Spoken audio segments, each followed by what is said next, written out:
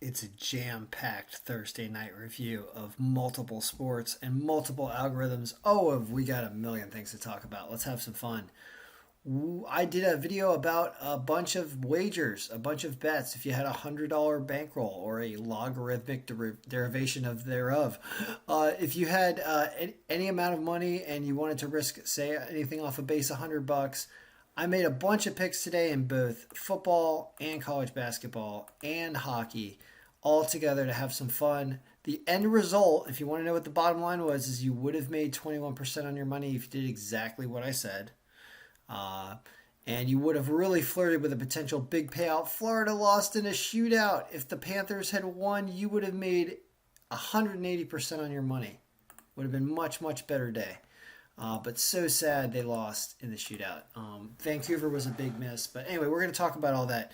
Let's start with football, though. So we're going to start with football, then we're going to talk about hockey, then we're going to talk about college basketball to finish the night. So, first of all, football. Baltimore gets upset by the Dolphins. Now, if you watched the video and looked at the pick I said to make, which was the under in this game, because we were projecting 41 total points, the over-under was 46. We saw Miami's defense was relatively healthy at only a 1% of their defense is injured right now of impactful players. Baltimore's was a little bit more. Short week, Lamar was not on tonight. We had an alternate projected score, 22-14. They end up losing the game, 10-22. I feel like we almost get Miami's points correct if they don't come down and score that touchdown. If Baltimore stops them on that last drive and turns around and tries to come and win this game, 17-15 or something. But that doesn't happen. And Miami just powers through it with Tua Tagovailoa, right? Whatever his name is. So hopefully you avoided having to play Baltimore at all and just took the under. Like I said, even an alternate under, every alternate under of reason wins at only 32 total points. So I love that under pick. I love that it wins. It was one of the picks of the day and it wins. So good. It makes me even more interested about this Jacksonville-Indianapolis game. I think I'm going to bet Jacksonville on Sunday. I swear I might do this because look at what their line is. They have a similar situation where their defense is healthy and has been playing well and held Buffalo. Where are they? Jacksonville's right here. Jacksonville's line is plus 390. And the alternate score has them winning this game 25-17 with strong defense and a weakened Indianapolis defense. It's something to think about for Sunday. Definitely plus the 10 and a half. That's almost pick of the day material with what the algorithm is saying, picking that off there. Anyway, all right, we'll get off football. We call it a win with our under bet on Thursday night because it was, and I said to do it. So that's good. Now let's go over to hockey.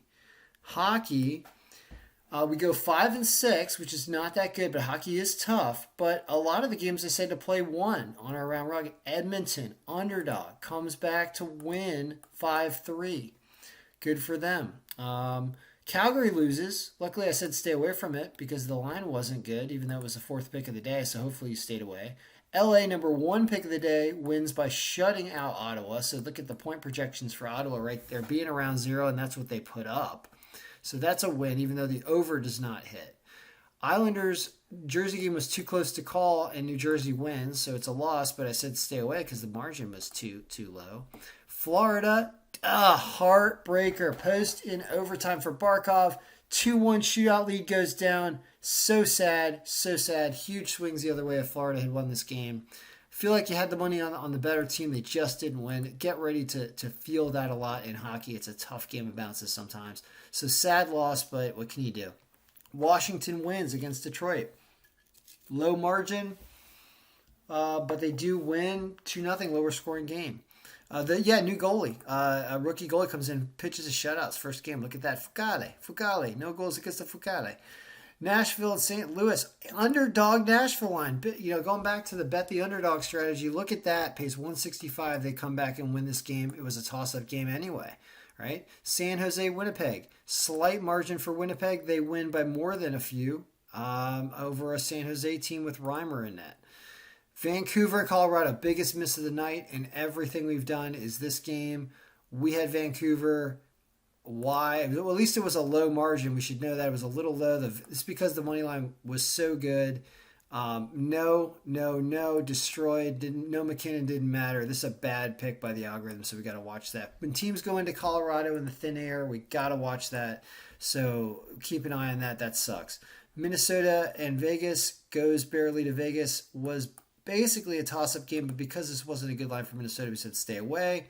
And Anaheim does win and keeps putting up goals and just can't be beat down by the Kraken. Puts up 7. We said they put up 6. That's a win. So when you look at what that was in the round robin pick, we had these 5.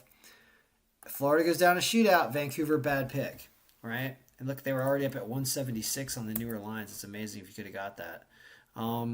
Doesn't happen. Huge, massive swing. You want to see how big this swing was? Is if you did the more expensive end of this of $30, $40, $50 and you bet $500, you would have won. You would have won, profited $1,300. You would have got almost $2,000 to pay back. Instead, you lose. Look at that swing there, from $1,300 to negative $220. It is like a $1,500 or $1,600 swing on that one shootout, and you only bet $550. It's kind of one of those things that makes round robin so fun late in the night if you're hot and you need one more to win and convert. It's a massive multiplier. So that was just, you can see the humongous difference in that game, right?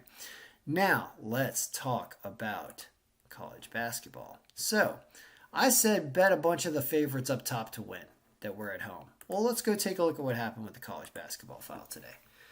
So it gets a little complicated. We have to talk about home bumps, and I called it now neutral site projection when there's a 0% home bump up here. We bump the home team because home teams tend to win more, except on a day like today, where we would have gone 11-2 with no home bump. I sent the file out with a 15%. You can see this changes to the word home bump. I sent it out with a 15% home bump today, and that only goes 9-4.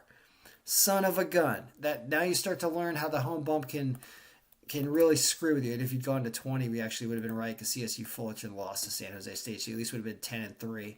If you would have, I found the sweet spot where the home bump sucked. It should have been an empirical comparison, would have done better because some away teams down here won. My alma mater, Vermont, won, and I didn't even bet it at plus 195. Shows you what kind of gambling luck I have. Now, what you can take from this is that the home bump is certainly subjective, and sometimes it works and sometimes it doesn't. And these games down here are tighter games, right? And when I see one thing that's good to look at is in the video today, when I talked about college basketball, I said, hey, you know what you want is you want home teams that are favored when there's no bump. That means clicking home here when there's no bump. And you know what that did? Top 9 games won. Only Arizona State loses to UC Riverside, apparently 65-66 in an extremely close game. That's the only one that loses of the home teams that were favored at a 0% bump. So what did I tell everybody to do in the round robin? Because I wasn't confident of these games that were actually down here at the bottom. If you really watch the video and see how I talked about this and said there was nothing to play, I was not confident. Come on, refresh, baby. Yeah, it's 9-4. I was not confident down here because of the bump situation.